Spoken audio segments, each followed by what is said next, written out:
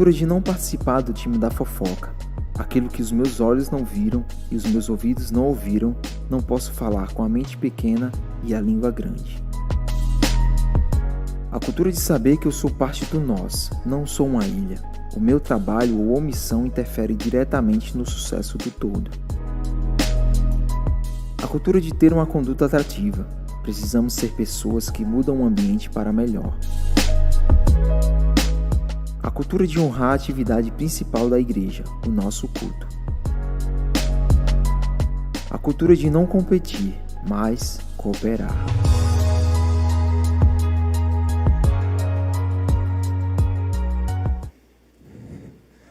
Graças e paz, irmãos.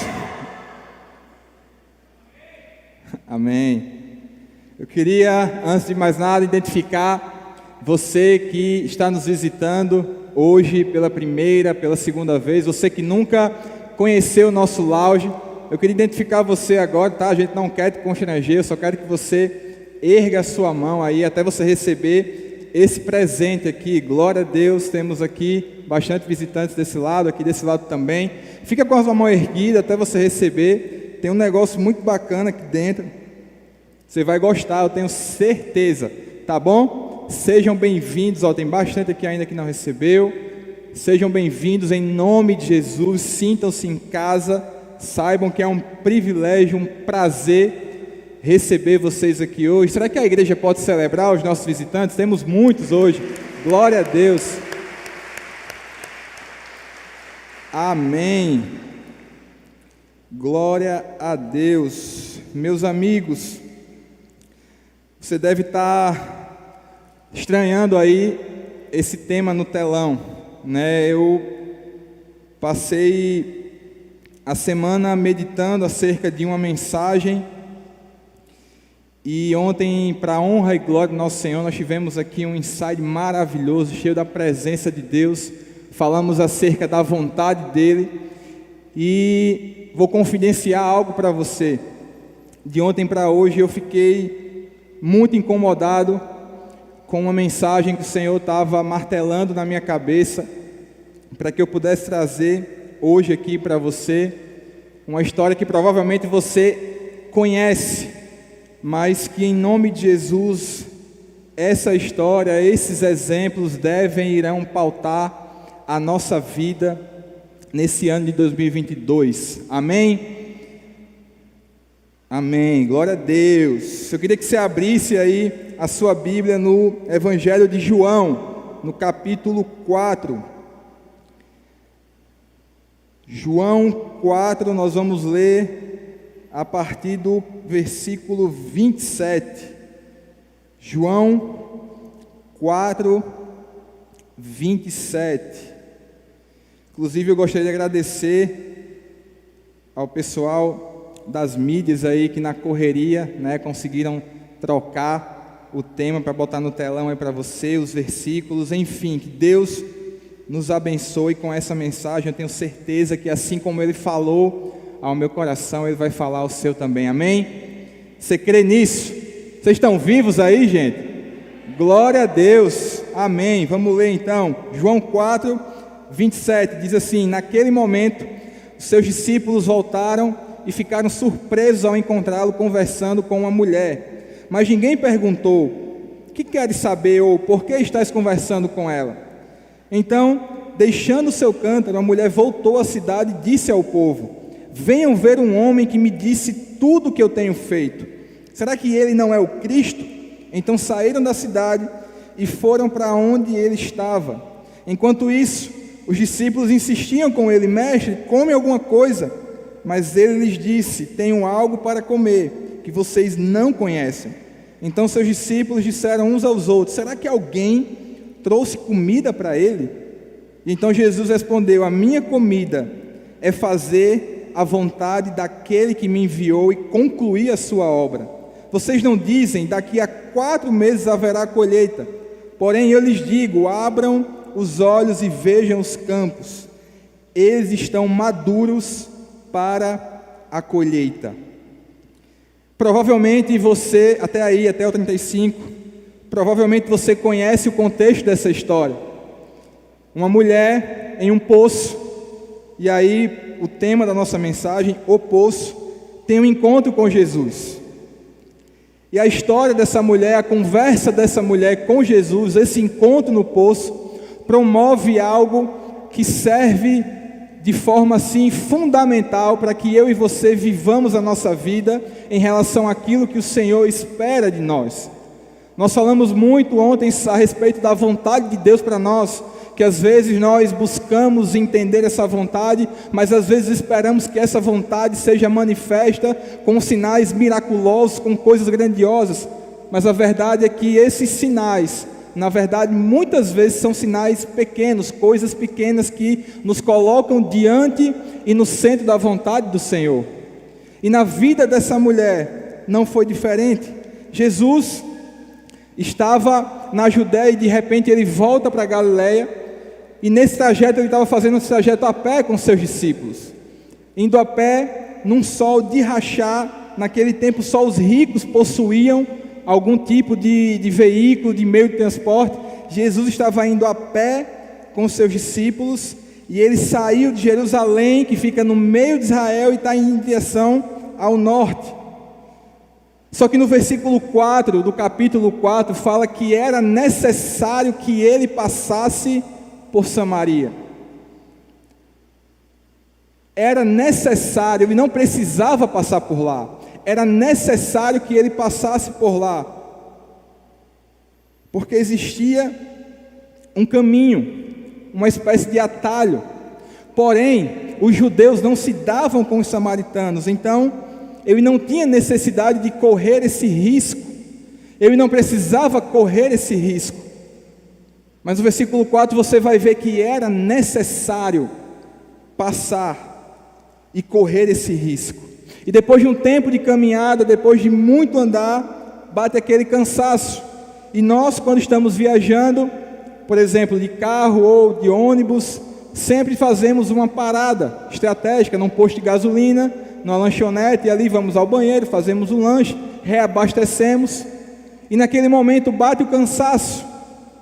Jesus então encontra um poço, e ele chega nesse poço, chama os seus 12 discípulos, encontra uma sombra, e a hora era meio-dia, um sol de rachar. Então ele reúne os discípulos, senta lá e fala: olha, vão à cidade e comprem comida, vão comprar um lanche para nós, depois voltem para cá para comermos. E os discípulos vão, obedecem aquela ordem direcionada a eles, e eles saem daquele poço e vão rumo às portas da cidade. Naquele tempo haviam portas, e eles chegam lá, batem a porta, e os samaritanos assustados perguntam: vocês vêm em paz? Sim, só queremos fazer compras, estamos em paz. E eles entram naquela cidade, começam a andar por ela, começam a chamar a atenção das pessoas, porque o cabelo entregava, a vestimenta entregava que eles eram judeus. E por haver esse conflito, as pessoas começam a olhar e a observar aqueles 12 homens andando pela cidade. E eles caminham, eles começam a andar por aquela cidade, eles começam a passar, eu imagino que no meio daquelas ruas, e as pessoas estavam ali nas suas casas, nas janelas, nas calçadas, conversando, e eles encontram com pessoas, eles cruzam com pessoas, eles avistam pessoas, eles começam a ter contato com aquelas pessoas. Os 12 discípulos de Jesus entram em uma cidade e começam a falar, a ter contato com pessoas, a avistar pessoas. Mas existe um ponto interessante aqui: 12 discípulos vão à cidade, fazem as compras, e 12 discípulos voltam para o lugar de onde eles saíram. 12 discípulos descem até a cidade, e 12 discípulos voltam com os sacos cheios de compras, com a comida que o Senhor havia pedido. E quando eles chegam lá, eles encontram Jesus conversando com uma mulher. Imagine a cena. Não era comum que houvesse alguém ou que alguém fosse naquele poço por causa do horário, meio-dia, principalmente uma mulher sozinha. E quando eles chegam no poço, que eles voltam com as compras, eles avistam Jesus conversando com uma mulher samaritana, eles começam a se perguntar: o que é que está acontecendo aqui? Mas a mulher pega o seu cântaro e sai correndo. E eles sentam então, organizam ali as comidas e começam a comer. Eles começam a se alimentar. Só que aquele que pediu para que eles fossem comprar a comida não estava comendo. Aquele que disse: olha, vão à cidade, nós estamos cansados e com fome, comprem comida para que a gente possa se alimentar, não está comendo. E eles percebem isso e perguntam: mestre, você não vem comer? Você não vai sentar conosco aqui, não vai comer? E eles começam a se perguntar: será que alguém passou aqui antes e trouxe comida para ele? E agora ele não quer mais comer desta comida porque já está alimentado? E aquilo causa uma confusão na mente deles. O que aconteceu? Não faz sentido. Ele me pediu para comprar comida. Ele manifestou sintomas de alguém que estava com fome. E agora nós descemos a essa cidade, corremos um risco indo lá. Trouxemos as comidas e ele não está comendo. Depois de ver aquele burburinho, aquela conversa ali, aquela dúvida sendo gerada, aquela confusão na mente dos discípulos, Jesus responde: eu não quero comer essa comida. E respondendo à pergunta de vocês, sim, eu já comi, acabei de comer, eu acabei de me alimentar, porque a minha comida é fazer a vontade de Deus e completar a obra dele. Comida tem o sentido da nossa vida, é aquilo que nos dá força, aquilo que supre as nossas energias, aquilo que me leva para frente. Quando eu estou fraco, eu me alimento, eu fico revigorado. Comida tem esse sentido. E o propósito, em outras palavras, Jesus estava dizendo: o propósito da minha vida é comer essa comida que é a vontade do meu Pai. E os discípulos continuam sem entender o que estava acontecendo. Eles continuam naquela dúvida: mas o que é que ele está querendo dizer com isso?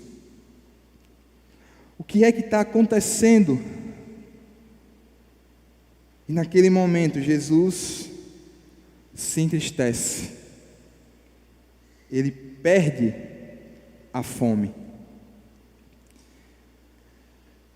E a pergunta que nós devemos fazer aqui é: o que tirou a fome de Jesus naquele momento? O que fez com que ele não quisesse comer aquela comida ou participar daquele momento? O que foi que deixou ele abatido? O que roubou o apetite de Jesus? O que tirou o apetite dele? E essa pergunta pode se estender para outra pergunta: será que a minha vida, será que a sua vida tem produzido no Senhor apetite ou a falta dele?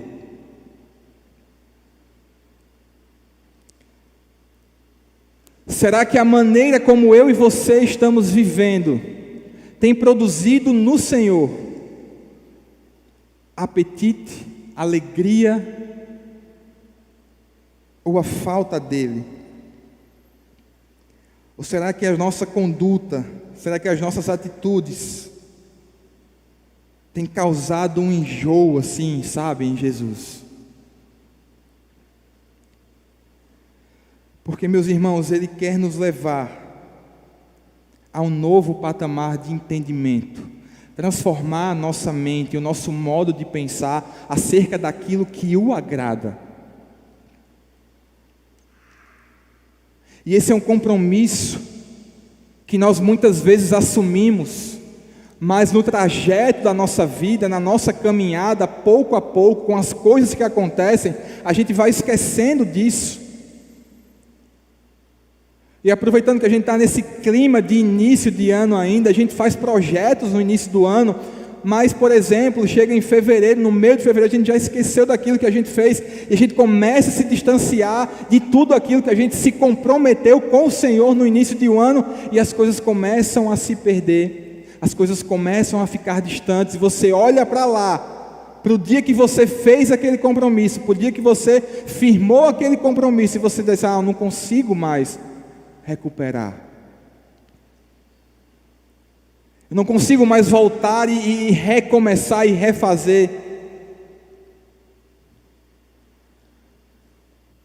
E a gente precisa ter essa atenção, porque esse texto expressa para nós o que deixa Jesus alegre, contente.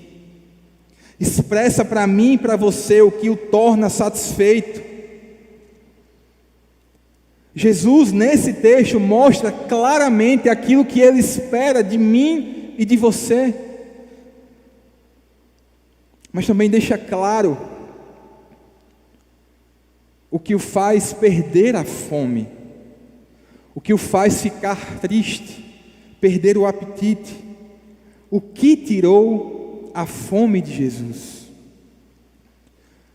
O que aconteceu que fez com que ele perdesse a fome? Os discípulos não conseguiam entender. Eles não conseguiam entender o que estava acontecendo, eles não sabiam o porquê. Mas na conversa de Jesus com aquela mulher, quando os discípulos estão voltando com as comidas, aquela mulher sai correndo, mas antes dela sair correndo, ela tem uma conversa séria com Jesus. Ela tem uma conversa muito séria e Jesus começa a revelar todos os erros daquela mulher. Ele começa a contar ponto a ponto o que estava acontecendo na vida dela e aquilo que ela estava precisando, aquilo que ela esperava, a sede que ela tinha jamais poderia ser suprida pela água daquele poço, por exemplo.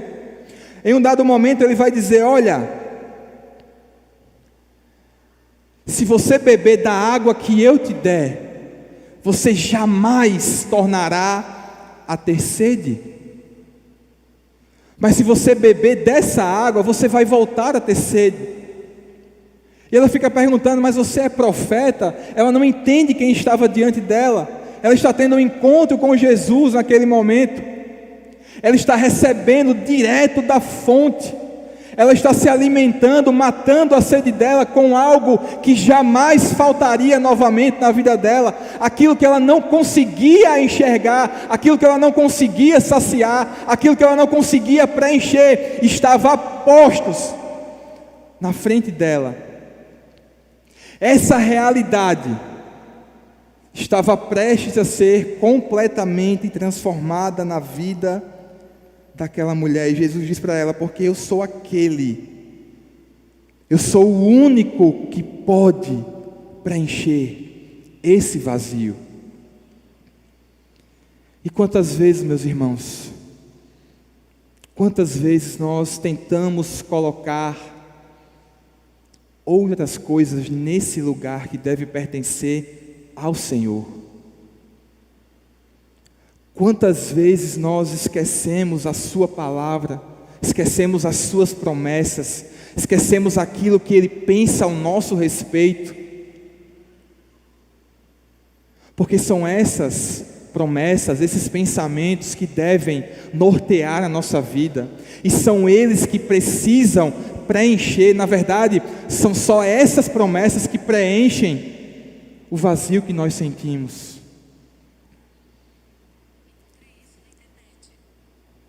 Não perguntei não.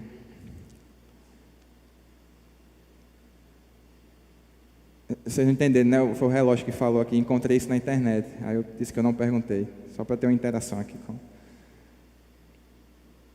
Mas quantas vezes a gente preenche esse lugar que deve ser ocupado por Ele com outras coisas? Ele é o único que preenche o nosso vazio.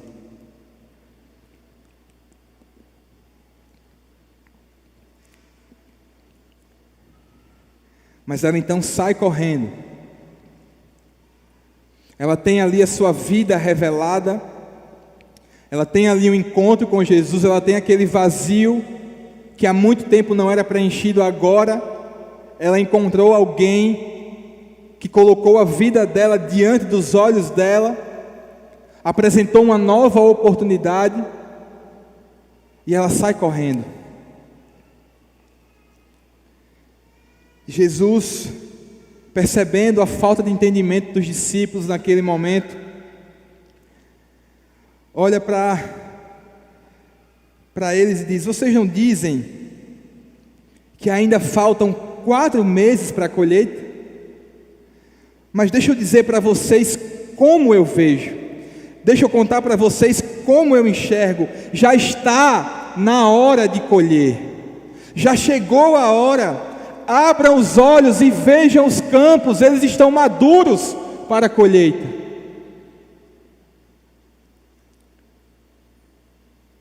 E meus irmãos, não dá para esperar mais.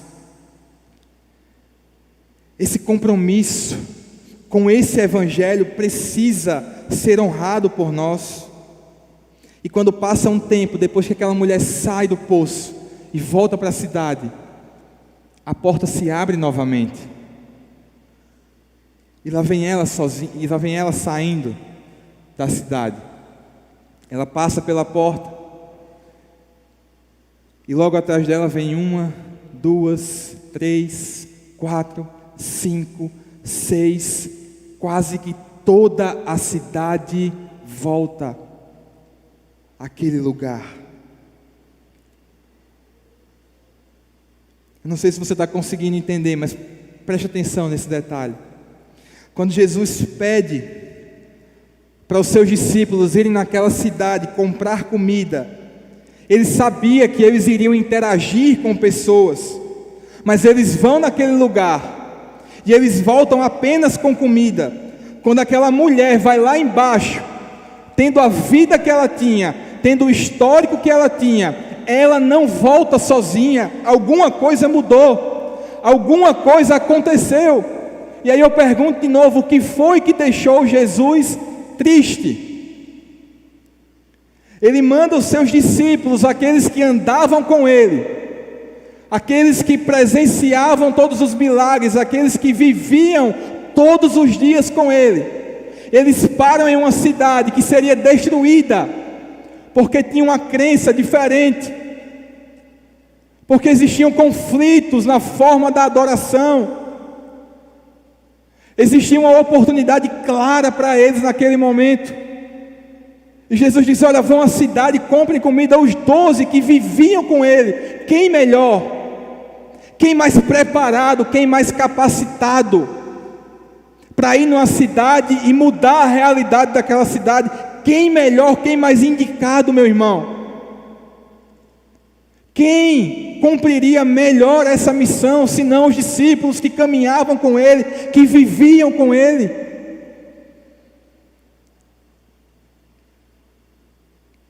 Mas eles vão à cidade e voltam apenas com comida.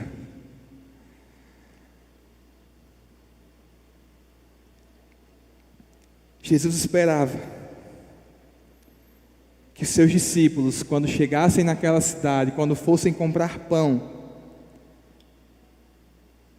e de repente eles chegassem lá na padaria, e quando eles pedissem os pães, eles falassem assim: ó, eu não devia estar te falando isso, eu não devia nem estar comentando isso com você, mas se eu fosse você, eu pegava toda a tua família, toda a tua casa, todos os teus amigos, e ia lá no poço. Tem um homem lá que pode mudar a tua vida, pode restaurar a tua família, pode transformar a tua história. Mas não fala que eu te contei, porque ele só me mandou vir comprar pão.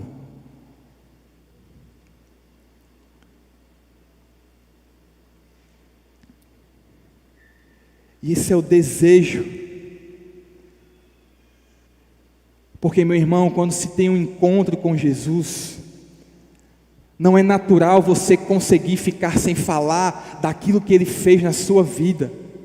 Então, quando Ele dá aquela ordem específica, aquela ordem clara, comprem comida, Ele esperava que a postura dos discípulos fosse diferente, que eles não se contentassem, eles dissessem: olha, o Messias está lá no poço, venham ver quem está no poço, é a oportunidade da sua vida, talvez seja a sua última chance. Ele me mandou vir aqui comprar pão, mas olha, eu não posso deixar, eu não consigo, é mais forte do que eu não consigo não falar, não anunciar esse evangelho, eu não consigo parar de falar no que eu vejo, no que eu presencio esse homem fazer, em todos os lugares que ele vai. Pega a tua família e vem comigo.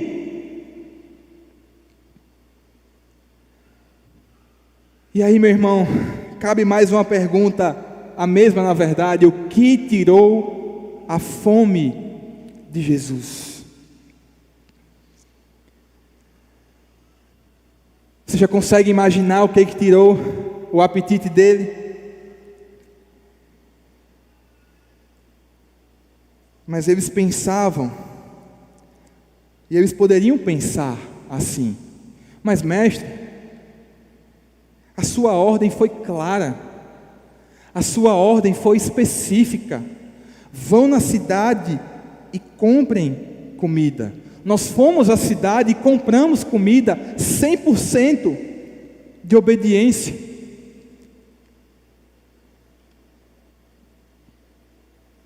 Só que, meu irmão, a gente pode estar vivendo uma vida legal, arrumadinha,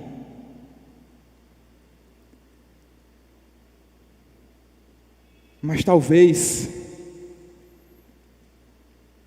aquilo que o Senhor espera de nós, apesar da nossa vida aparentemente certinha, regrada e obediente, talvez essa vida esteja produzindo no Senhor falta de apetite, porque nós não entendemos ainda o propósito maior da nossa vida, e é essa chave que precisa virar. É esse entendimento que precisa estar evidente. Como eu disse, eles já estavam com Jesus há 1 ano. E eles descem em uma cidade repleta de gente que precisava ouvir o Evangelho, que precisava ouvir uma palavra, ou que precisava ser somente conduzido até aquele poço. E eles não fizeram nada. Eles não falaram nada sobre Jesus. Mas é porque normalmente existe um engano na nossa cabeça, que talvez tenha sido o engano que norteou essa postura e essa atitude deles. Porque eu recebi uma ordem, eu preciso ir na cidade comprar comida. E você já parou para pensar que muitas vezes nós agimos assim? Nós recebemos ordens específicas e nós temos ordens específicas. Eu vou à cidade comprar comida. E sabe como é que muitas vezes funciona a nossa cabeça em relação a isso? Eu vou no supermercado fazer o quê?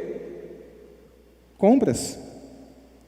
Eu vou para a faculdade, eu vou para a escola, fazer o quê? Fazer o quê? Estudar. Eu vou para a academia, fazer o quê? Me exibir no espelho.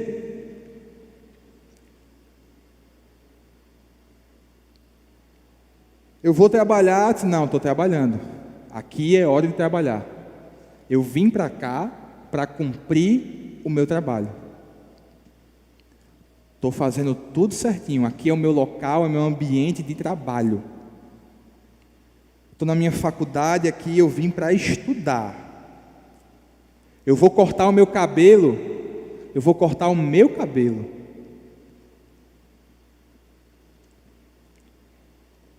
Eu vou jogar bola, eu vou me estressar.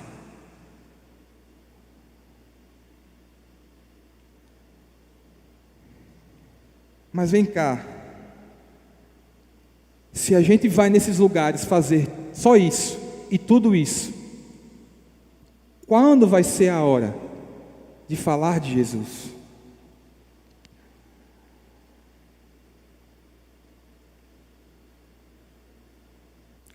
Quando vai ser o momento para falar sobre Jesus? Aqui é bacana, todo mundo está falando sobre isso.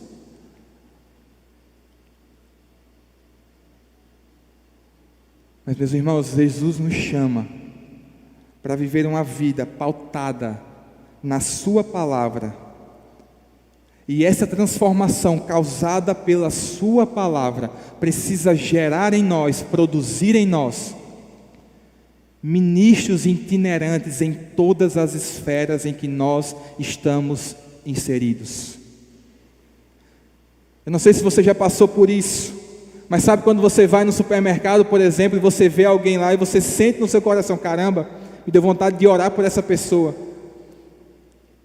E você não faz isso porque você, nossa, aqui não é o lugar de fazer isso, eu vim fazer compras. O povo vai olhar para mim e vai dizer, ó, o doido. Talvez essa oração tivesse mudado a vida daquela pessoa. Talvez aquela oração mudaria e transformaria a vida daquela pessoa. Mas eu fui no supermercado fazer compras. No meu trabalho, eu sou profissional. Não há espaço para falar de Jesus aqui. Meu irmão, se você está inserido em algum lugar, deixa eu dizer algo para você. Você fará esse espaço, esse ambiente acontecer. Através do que Jesus fez na sua vida. Através do que Ele faz na minha vida. Você vai na padaria, você vai ao supermercado, você estuda,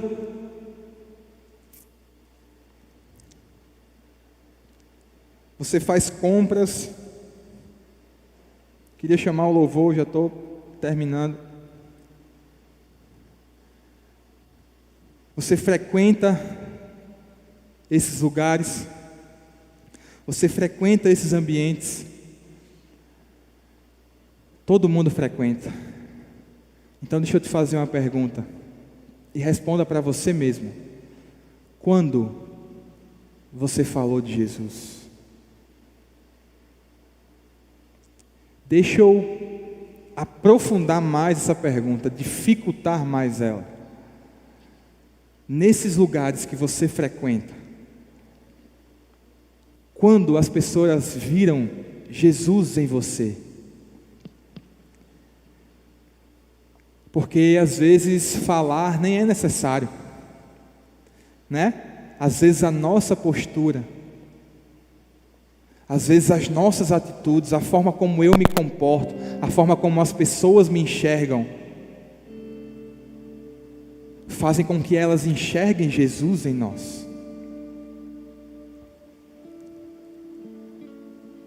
Quando foi a última vez que você falou de Jesus? Alisson, por que você está falando sobre isso?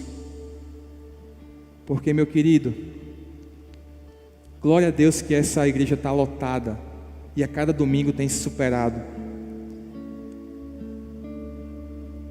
Mas nós sonhamos em ver esse auditório superlotado com essa galeria abarrotada de gente. Nós sonhamos com um momento em que vai ser preciso fazer mais de um culto para comportar Só que isso depende da nossa postura. É quando nós, como igreja, nos levantarmos e firmarmos esse compromisso com o Senhor. Dizer: eu vou, aonde eu for, o Senhor irá comigo. Fique de pé. Aonde eu colocar a planta dos meus pés, aquele ambiente vai ser transformado pelo Espírito Santo de Deus, porque eu chegarei nesse lugar. Você encontrou várias pessoas, por exemplo, essa semana. Quando você falou de Jesus? O propósito maior da vida de uma pessoa que conhece Jesus é contar sobre Ele para outras pessoas. Amém? Vamos louvar ao Senhor.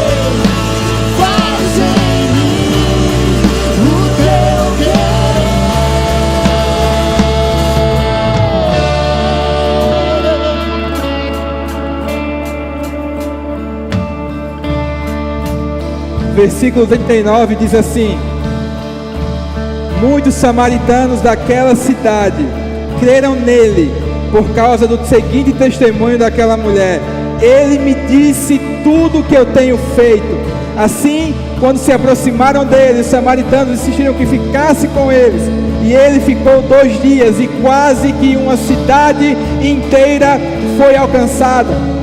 E você pode me perguntar o seguinte: essa mensagem é muito bacana, só que o contexto dessa mulher não pode ser aplicado hoje, porque ela teve um encontro com Jesus, ela se encontrou pessoalmente com Jesus, ela conversou face a face com ele. Então, quando eu chegar na minha faculdade, por exemplo, quando eu chegar lá na minha escola, eu vou chegar dizendo: ei, venham ver um homem que disse tudo que eu tenho feito, que revelou toda a minha vida.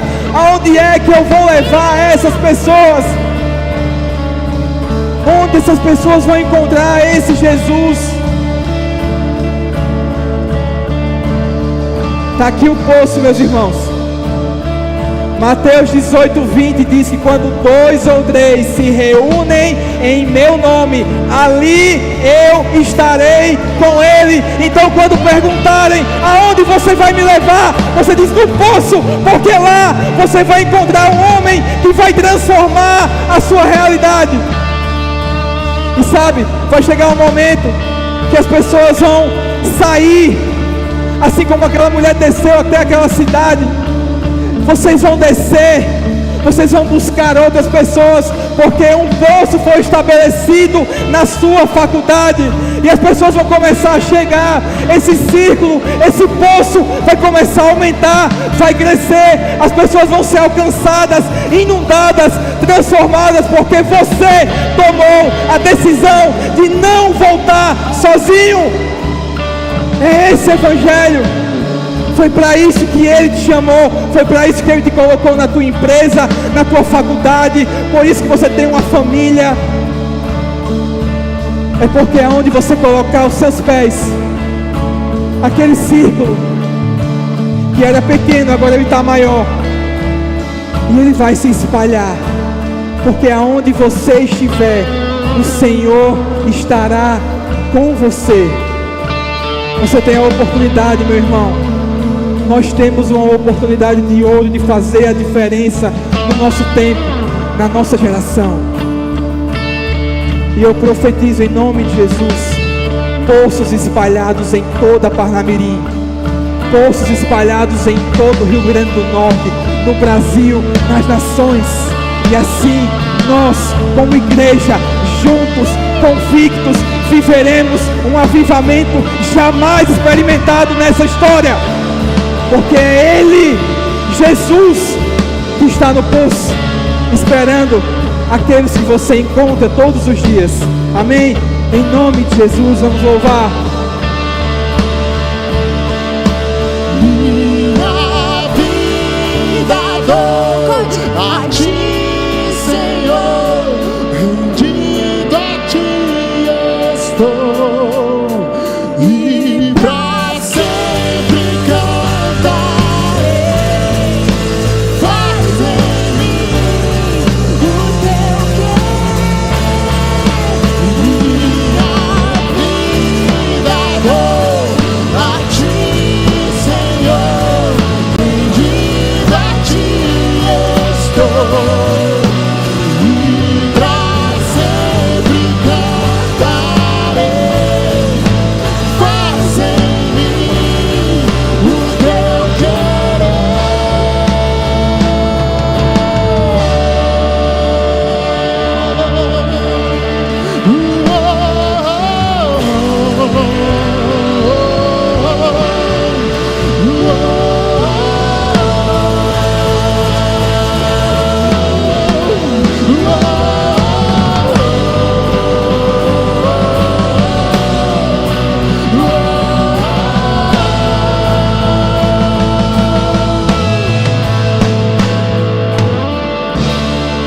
Aplauda o Senhor.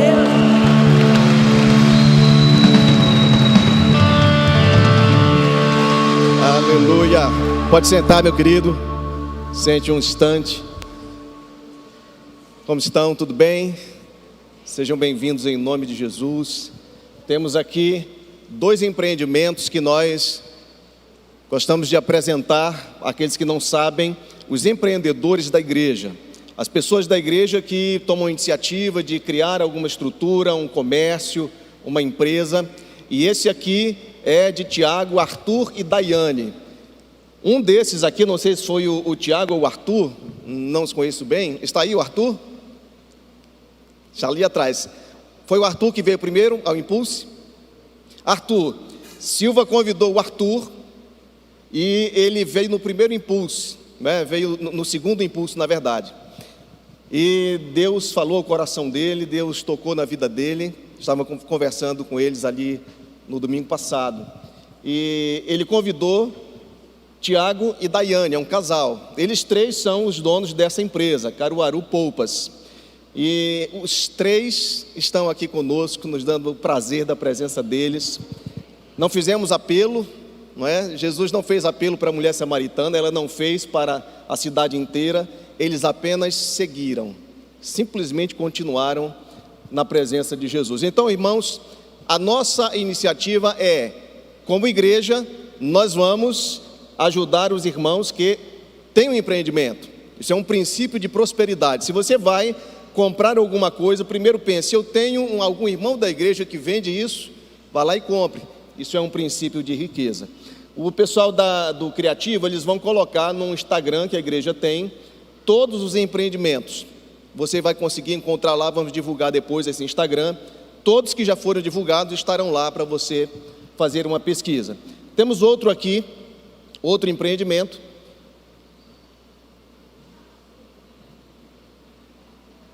Esse aí era outro. São 2. Mas por que não colocou o outro? Muito bem. O outro empreendimento, então, é esse aqui.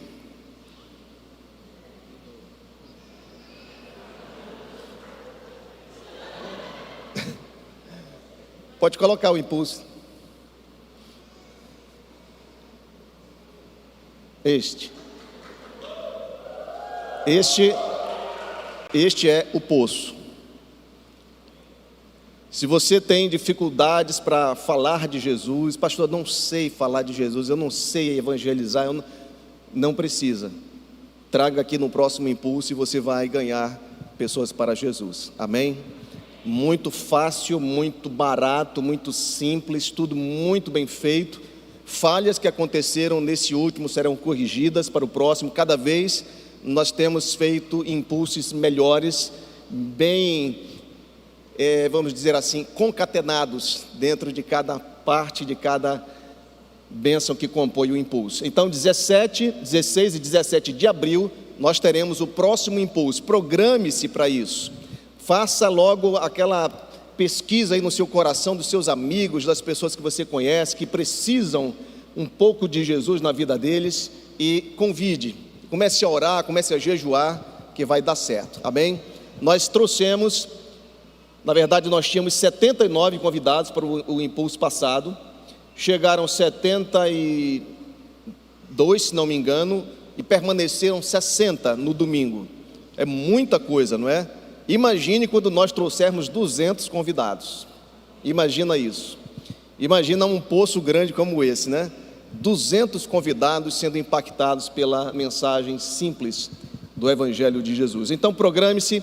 Nós estamos com o alvo de trazer 100 convidados para esse próximo impulso. Amém? 100 convidados. Até o final do ano, eu garanto a vocês, nós traremos 200 convidados em um desses impulsos que vão acontecer até final do ano. Amém? Fique de pé. Vamos orar encerrando esse culto de hoje. Pai, nós te agradecemos, porque grandes coisas o Senhor tem feito por nós. Por isso nós somos um povo alegre.